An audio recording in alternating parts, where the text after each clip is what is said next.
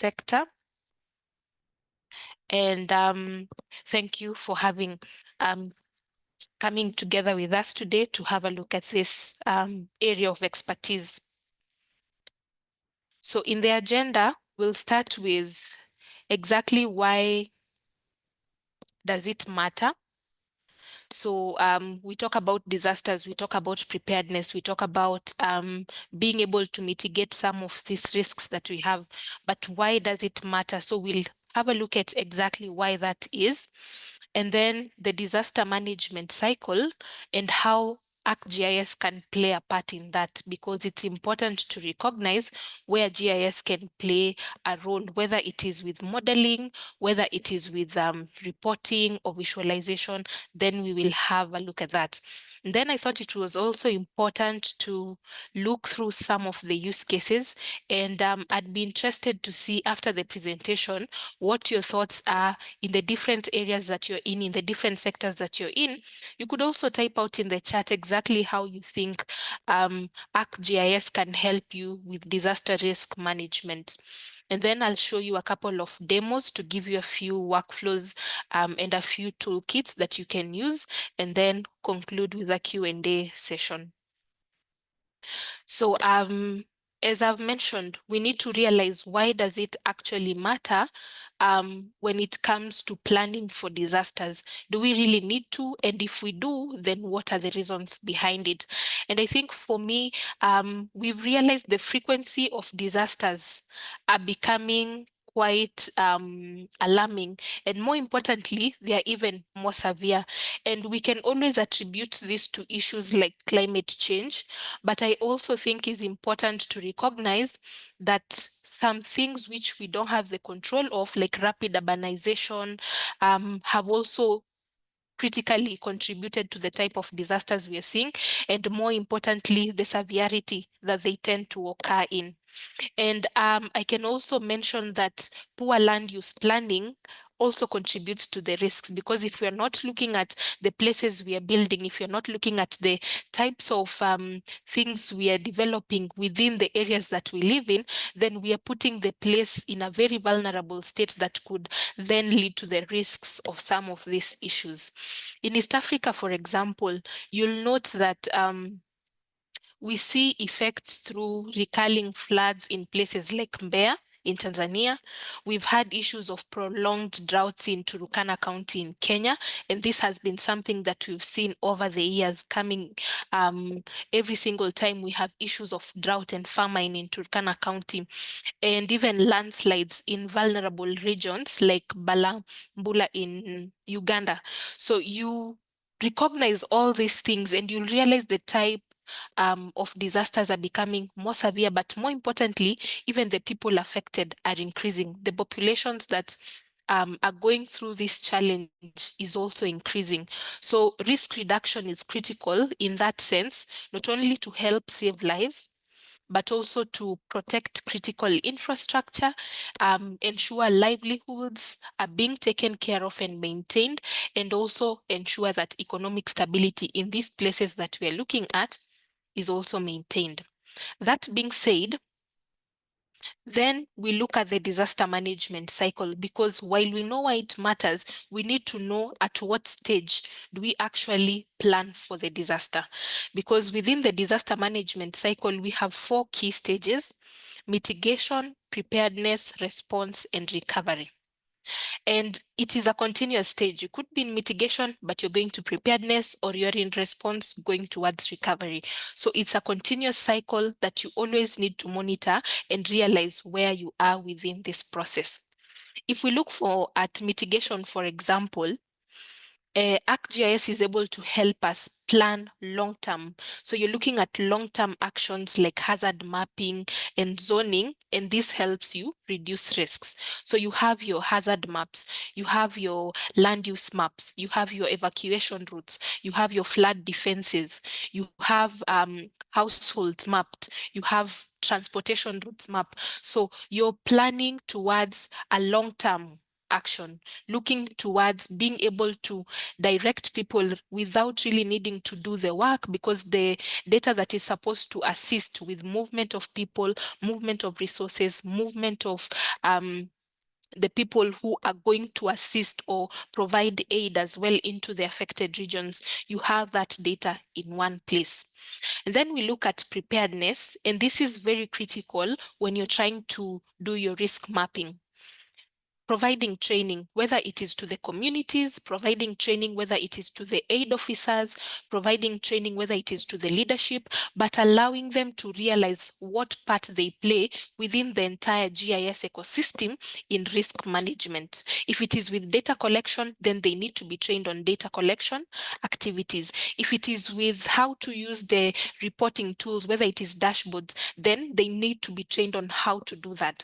The communities need to know where they can access evacuation maps. So you need to have this provisioned so that at the end of the day, all of them are in a position to be able to look at that.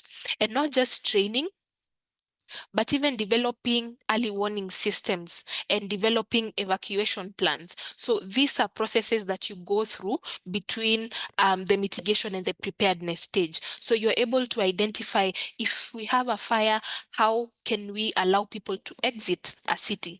If we have flooding, what are the best routes for people to use to be able to get to a more accommodative or a more economic available place where they can still continue with their activities, still continue doing their daily chores, but are able to live in a way that has not been interfered with a disaster. So this is also a very important place, again, which can be served using the different ArcGIS tools. And then we come to response and recovery. And in response, we're looking at immediate actions. So what can you do during and just after the disaster? Do you have enough reporting tools? Do you have an operation center for monitoring? Do you have people on the ground who can report? Do you want to get reports from the public? So you create a crowdsourcing application for data collection from the public. So you need to also look at it from that side. And then we come to recovery, you to rebuild and assess your losses once the crisis has passed. So being in a place where you are able to do all these things is very important, and ArcGIS supports how and when you can do this. Now, from risk modeling, whether you're doing your mitigation, so you have tools like ArcGIS Pro, and we are going to look at those in a minute, but you have tools for risk modeling, you have tools for real-time situational awareness, you have tools for tracking, recovery, so you're able to monitor every single activity that is happening through this cycle. But I think while we mentioned this and the cycle is very clear, we've had a number of issues over time, and this is a common experience, which kind of hinder effective response whenever we are looking at disaster management. And I think the first and most important one is lack of real-time data. So many agencies tend to rely on static reports, and you'll realize this means decision makers often work with outdated information because, for example, we are sending the number of affected people by WhatsApp. By the time data is arriving to me as a decision maker, the situation could have changed already on the ground. So we are not really having a way to get real-time information and real-time data, which I think is a hindrance, and it's something that we need to really look at and deal with. Secondly is definitely we have a lot of data silos across agencies, and this is because different organizations tend to collect valuable information, and it's information that could be critical to the processes of disaster management. But a lot of the times you'll find that it sits in separate systems. We have, for example, the United Nations having their own data. We have the Red Cross having their own data. We have private sector like us also assisting other clients with data management. We have Mercy Corp, for instance, assisting with other data sets. So you have all these systems with a lot of data that is very critical, but again, there is no clear workflow to sharing and analyzing this data collectively, which slows down coordination efforts. And I believe if we can find a way to work together as agencies and be in a position to utilize the data sets from different people, then again, we can always come up with better risk management processes. Thirdly, and I think this is also a very important area, is the weak risk communication channel that we have, even when we have the data, because we are talking about data being important, but you'll find even when we have the data, it's existing, it's the right format, anyone can utilize it. Presenting it becomes a challenge because it may not be presented in a way that is easy for communities, for policymakers, or even responders to understand.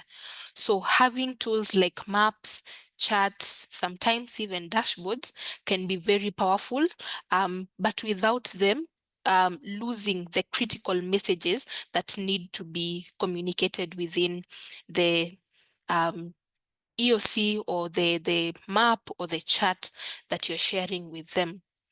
And if we are looking at it from an ArcGIS perspective, we have ready-to-use workflows, ready-to-use applications, and this helps your implementation a bit more easier and more sustainable because you're working in an ecosystem that allows you to constantly update your information, constantly monitor your information without having to leave the ArcGIS ecosystem.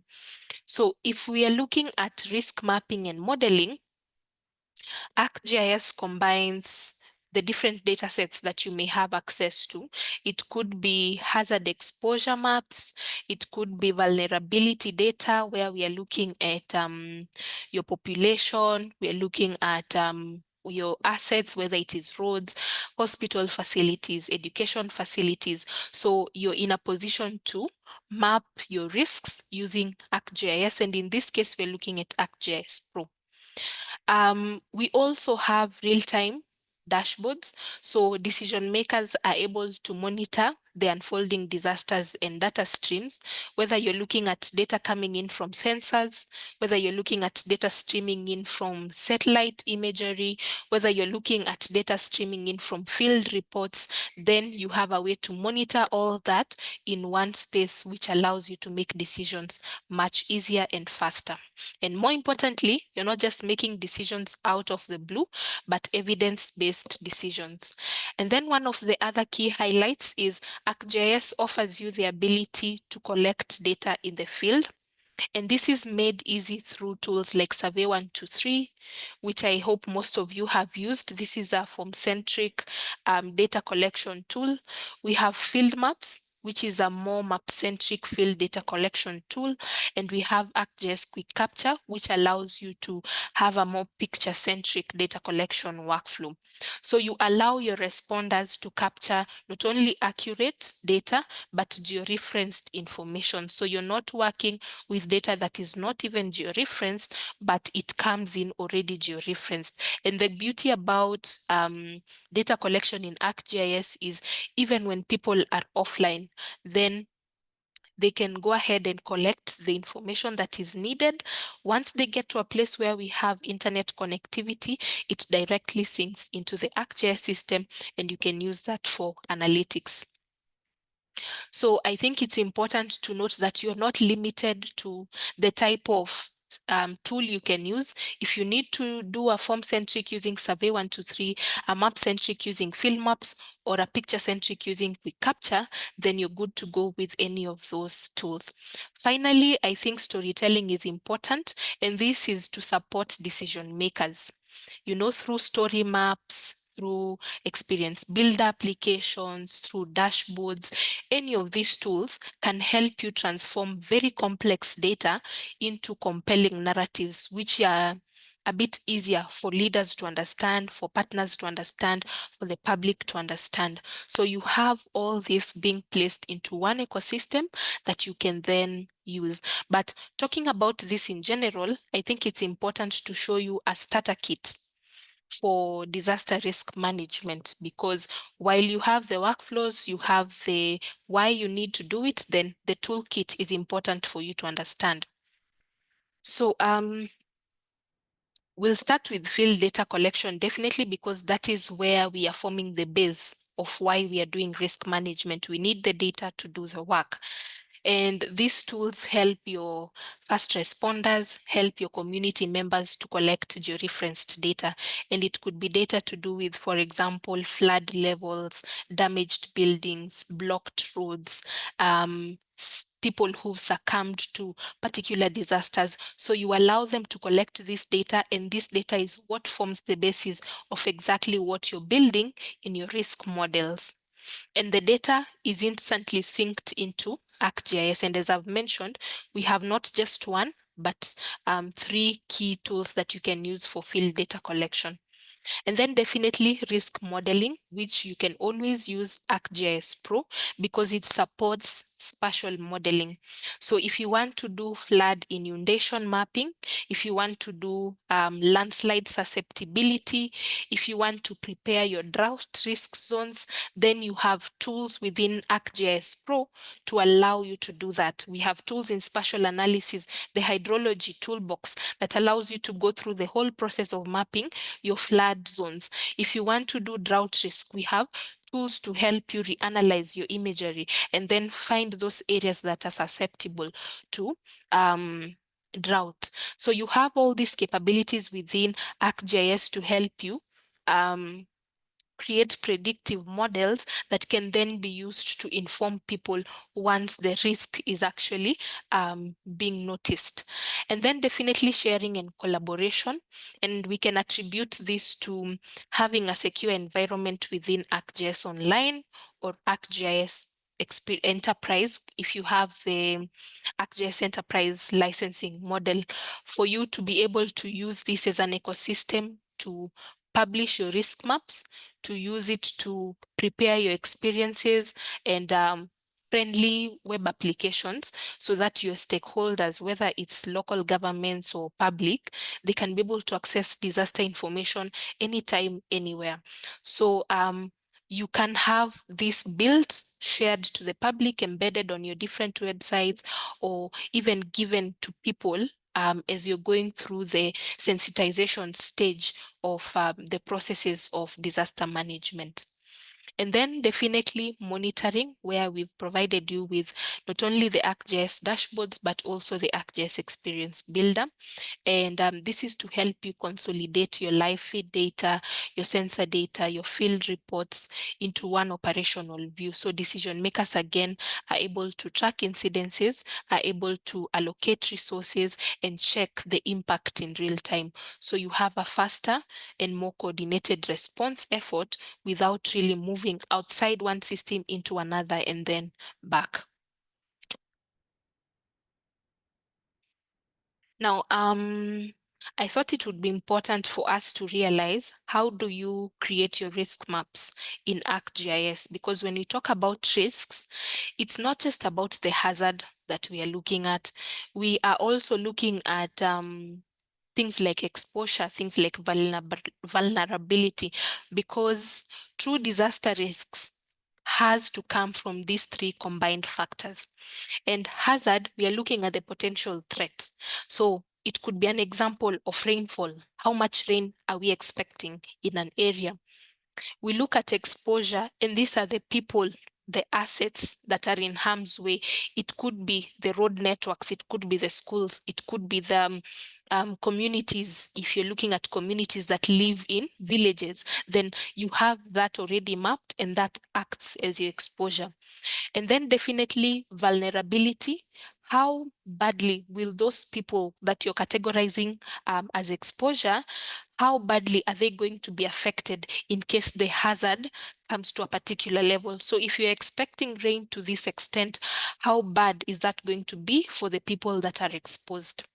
If you're expecting droughts, for example, how badly are we expecting that to affect maybe children under 5? So you're able to categorize the different hazards, the exposure risk that you're looking at, and then come up with a vulnerability. And this in turn gives you a complete picture of how to plan for and how to monitor the disasters that are coming your way. And ArcGIS can help you build and visualize these risks through maps and even models. And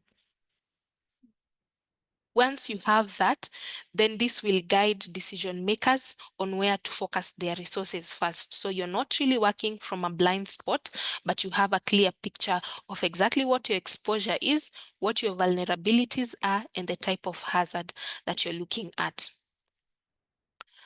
Now, if you're talking about use cases, let's look at some real world applications. So we can look at emergency resource allocation, for instance, where we are looking at how do we ensure we are allocating resources in the right place. It first has to start with what resources do we have. So we map our shelters, we map our hospitals, we map our supply chains, and then we ensure aid reaches those in need very quickly because we have it all already mapped. If we look at, for example, again, land susceptibility or landslide susceptibility, we can model slopes, we can model the different soil types, we can model rainfall, and then we are able to use that data to identify danger zones. So we can alert people because we've had this much rain, this is your soil type, this is the slope in this area, kindly look out for any landslides that may occur in your area. So again, this is very important because you can do this through ArcGIS and then share with people. We also look at drought monitoring. You have access to satellite data, and you can use that satellite data to track vegetation health, track water scarcity, and you can do this temporal wise. So you're looking at different timelines and different months and seeing how is the project progress going. So you're able to tell based on what we are seeing in the last 5 months, then we are expecting this for this particular month. And again, you're able to notify people or notify the communities, and then they can act on that information. And then we've talked quite a lot about flood risk mapping. Again, you're predicting areas that will be flooded, areas that will be very flooded based on the different rainfall seasons, as well as the intensity of the rainfall that we're expecting. So you tend to now plan for evacuation and guide people on where to gain help or where to leave and go to in case we have these types of scenarios. So those use cases, I hope, show you the versatility of ArcGIS in managing different types of disasters. So you don't have a one fits one type of disaster situation. The tools can be configured to suit various types of information for you to be able to do that. And with that said, maybe on the chat, you can type out what types of use cases you'd think for the different agencies and the different work that you do, so that we can get to hear from you on that. As you do that, I'll be taking you through a demo, and we'll be looking at 3 key areas. So one is definitely data collection, real-time dashboards, and then we look at some of the models that you can come up with in ArcGIS Pro to really prepare for and work towards having a risk map for use in the different agencies that you have.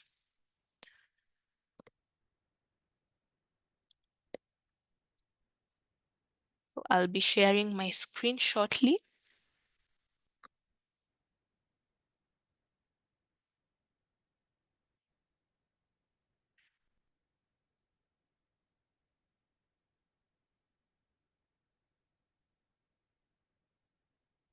Yes. So as I've mentioned, you have different tools to help you with being in a position to prepare for risk mapping.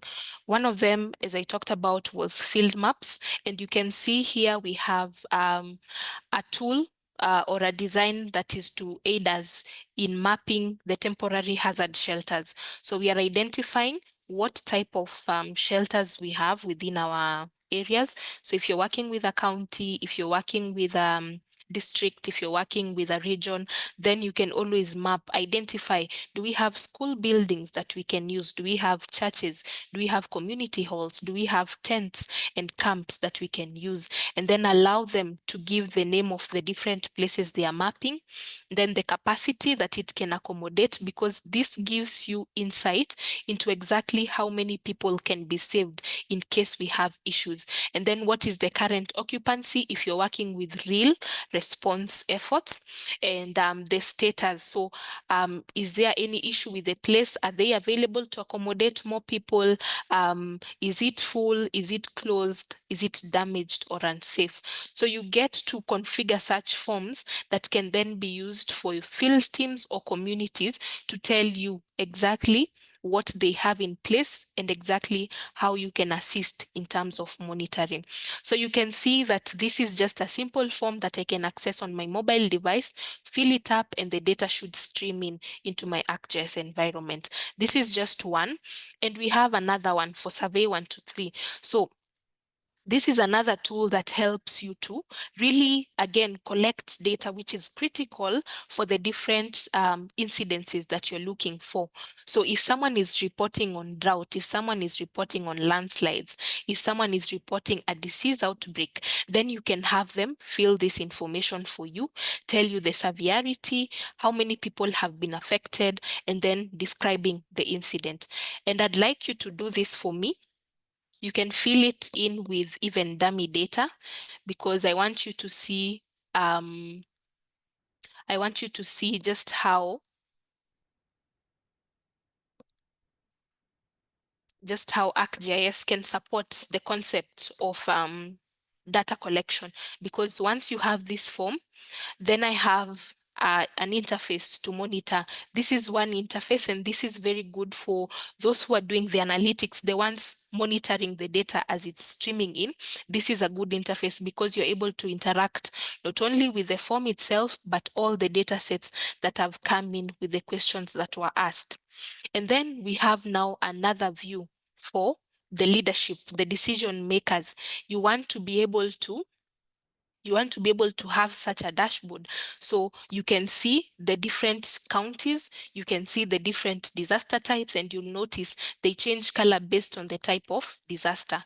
And then you have the different places where we have the shelter points. So if a decision maker wants to send more resources to this, then you can see this is Isiolo Food Bank, and currently we have the different types of maize in bags, we have the different types of beans, we have rice, and the population that is currently within the county. So they know now, based on this, that we currently have this much resources, and these are the types of disasters that we have.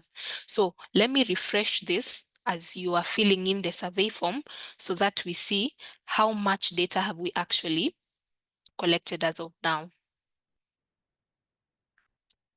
Well, we don't have anyone who's filled it yet. Please submit. It doesn't have to be real data. We'll come back to this and see if we have any more responses. And then more importantly, we have another view that shows us the hazard map. So we have a hazard map that shows us the areas which are susceptible to droughts and areas which are least susceptible to drought. So you can see that up here within the Turkana County region, Wajir and Mandera and Garissa, we have some places where we know for a fact, based on this map, that disasters are prone to happen here, and the type of disaster is a drought. So you can see this in a map and share this with people so that they are also aware as to exactly what is coming their way. And more importantly, a decision maker would also like to note of the places where we are seeing vulnerability, what is the population? So we've targeted Turkana, Wajir, Mandera, and Garissa, and you can see the total population is 4,872,000 and some 52 other people. And then you see this is the total population, the vulnerable population for women and children, again, which is could be an indicator we are following. We want to know how many women and children under 5 are vulnerable. So we also have that number to inform the type of decisions we're going to make for this particular population. And then again, the resources themselves, because we don't want to have other counties which are not at risk really having resources that they don't need. So if we look at the total number of bags of maize, then we can see this, the bags of beans again, and the bags of rice. So you have the ability to see what you have in stock versus the populations that are vulnerable, and then plan ahead of time so that anyone and everyone who needs this is then able to utilize it. And then definitely we've talked about decision makers who are an important part of this entire process. And for them, you can develop story maps, you can develop experiences, or even dashboards like what we've seen for them to have a decision made based on facts and not really talks that are coming out of chats and messages. So we have something like this, which is just a story map that I developed for teaching in terms of disaster risk in East Africa. And you can see you're able to go through different content, whether it is text to explain why what is happening. We have dashboards combined into the story map to give you a picture of exactly where we have these issues happening and what are the numbers. So you have it in one face and you can always interact with the item itself without having to go outside in a dashboard. And then we have other maps combined. So we have the mapping hazard zones. We have monitoring of vulnerable communities because we mapped them in this dashboard. And then we have now the real-time dashboards for emergency response. So you're able to assess the populations that have been affected, how many have been displaced, how many have died, how many are missing, how many are injured. So you have that again in one story map. And then finally, now if you're looking at public enrichment, you want to teach the public, you want to enable them, then you can have a tool like this, which allows you to share the different situations that we have happening. So you can see this is a tool that could be shared with the public to tell them what is the most recent incident that we've had. And you can see here we've had a flash flooding in Gikambura on July 22nd. So you're able to tell this happened on July 22nd and you don't have anything coming up anytime soon. We can also have evacuation maps to tell people what places to go and how to go there and so on and so forth. So this is the ArcGIS online ecosystem that allows you to share content with people who don't necessarily have access to tools that would help them prepare content like this. And then I wanted to show you how we came about to these maps. How did we come about with such a map? So this takes us to ArcGIS Pro. And one of the things we have really tried to do as an organization is prepare very simplified tools for you to utilize to prepare your outputs, whether it is maps, whether it is feature layers that you can share with people. We have simplified that process for you. And one of the ways we have done that is through the creation of analysis tools that allow you to do flood analysis. So within the workflows group in the analysis tab, you have a simulation toolbox, which allows you to simulate flooding incidences, whether it is a flood simulation without any preset data or a flood simulation based on rainfall. So you're expecting heavy showers. How will that affect an area?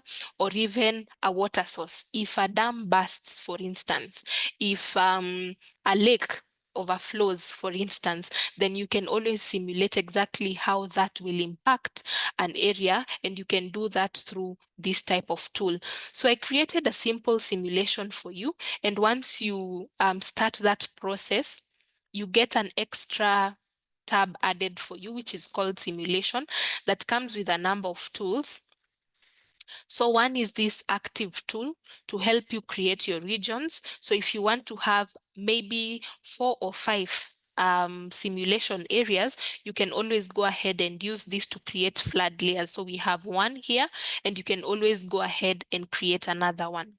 And then you have the resolution. So if you want to use a high resolution, low resolution, or moderate resolution, you can also go ahead and utilize this to be able to understand exactly how that will impact the regions that you're looking at. And then we have the configuration.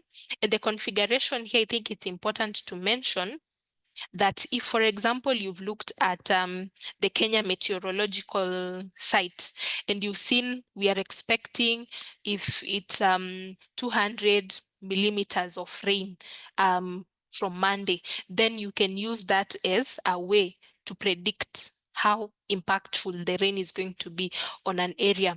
And you have the ability to do that through here. So you have rainfall per hour. So we've been told we are expecting 200 millimeters of rain per hour. So that is what we can put into the system. And then again, the duration. Do you want to see the model in 10 hours? Do you want to see the model in 1 hour? Do you want to see the model in 10 minutes even? Then you can always change that through here. And then once you're done with that, you can always run the tool. And then once you run the tool, you will use this space. Once you run the tool, you will use this space here to monitor if your clock is already counting or not. Now, I had already gone ahead and done that. That's why you're seeing it's currently at 10 minutes because I had set it at 10 minutes, but you click on the run tool, and then once the tool runs to completion, you will notice where we have risks of flooding, you see? So you can see, and this is just based on rainfall, not even based on the River Tana. This is Garissa County, so not based on River Tana breaking its banks. This is just purely from rainfall at 200 millimeters per hour. So you can see the places where we are at risk to have flooded spaces. And you'll note now that we are looking at road networks being flooded. We are looking at places where we have shops being flooded. We have people's compounds being flooded even in this region. And then the lake itself is going to overflow. So definitely we are also expecting some water from that as well. So you have this, which you can then share, and this is in 3D. So if I zoom in,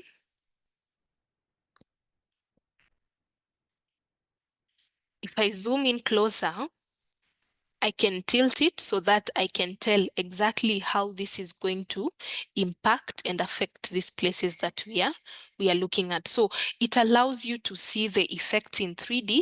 And again, you're able to make decisions because you can see at this road, then we cannot have anyone being evacuated. We need to find an alternative route for anyone living within this region.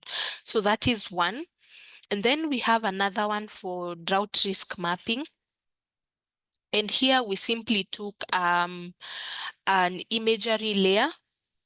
So we just took an imagery layer, calculated the places, the NDVI of these places, the vegetation cover of these places, and that allowed us to look or find places where we have high vegetation and places where we have low vegetation. And this is data that was gotten from the Living Atlas. It's temporal, so it's for the month of July. And you can see that based on this data, then we are able to tell where we have no risks of drought and where we have high risks of drought. And then we use the reclassify tool. So we have a tool in the analysis toolbox that allows you to reclassify your imagery, and then you can now rename them so that you have just 4 classes looking at from low to extreme, severe, and moderate. So you're able to tell where we have this is severe, where we have this is moderate, and where we have this is low. And then once you have that, again, you can publish it and share it across different platforms or with the different users that you have. But I want to mention one thing. Remember, we talked about, we are not just looking at the hazard itself. And in this case, we are talking about drought. We are also looking at some critical resources that can be used to assist in terms of drought. That is the distribution centers. So you also have them mapped and added or overlaid onto this data. So we know where we have the disasters, and we've added this other layer of distribution centers so that we understand at what point do we need to add more food, at what point do we need to add medical aid, at what point do we need to start evacuating people, and so on and so forth. So you can always overlay the different types of data sets within ArcGIS Pro to just understand better the type of work you're trying to do or the type of response you're trying to prepare for. And then definitely now when it comes to flood mapping again, I thought it would be important to also show you some of the workflows that you can do. Now here we are using digital elevation model for Garissa County. And what we want to do is to, first of all, understand the slope of Garissa County, and then not only just the slope, but also come up with the flow of the landscape. Do we know where water is going to? Do we know how the flow is going to affect the landscape? And more importantly, if it rains, what is the flow direction for the water once it starts flowing up? So you have the ability to work with, again, a toolbox under the, I'll just show you the toolbox because I can't run the tools at this moment. But again, you can always reach out to us if you need help with any of these workflows. So we have toolboxes to help you with understanding how to prepare and how to work with your DEMs to understand the landscape that you're looking at. And you can also use the same toolboxes to be able to even prepare for landslides, whether you're trying to do your slopes, whether you're trying to create models to showcase how a landslide would affect an area. Then again, you can always go ahead and use these types of tools. So I'll leave it at that. I hope to get questions from you if you have any. And again, thank you for listening in. Thank you for giving us your time this day. Before I hand it back over to Victor, I'll just be refreshing the dashboard that we were looking at to see if there are any new responses as we close this down. Thank you once again and have a lovely day. Victor?